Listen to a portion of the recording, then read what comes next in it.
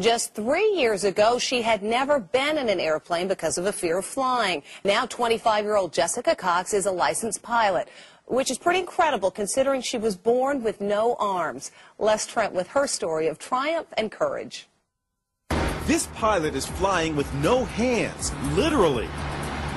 Jessica Cox is the nation's first and only licensed pilot who has no arms.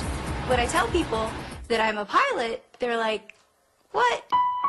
Jessica was born without arms, but she can do almost everything with just her feet, from putting in her contacts to texting her friends on her cell phone, even playing the piano.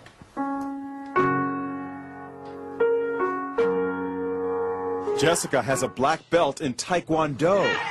She makes a living as a motivational speaker, but always had a fear of flying. So Jessica decided to face her fears head-on and got a pilot's license. She talked with our Jim Murray. How is it possible to fly a plane without hands?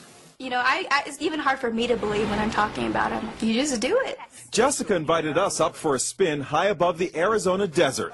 Her lucky flying shirt reads, "Look, Ma, no hands." She showed us how she controls her plane. And I would have my right foot right here on the yoke, and my left foot here on the throttle. And I'm using my big toe to push on the push-to-talk switch. So you feel perfectly safe? I do, yes. Is there any issue of safety at all? You know, there's not. After, an hour, just like driving with her in a car, after an hour or so, you don't even really realize she has no arms. Our cameras were mounted inside the small plane to see Jessica in action. Watch as she takes off. Jessica uses her left foot to control the throttle. Then her right foot pulls out the wheel as she lifts off.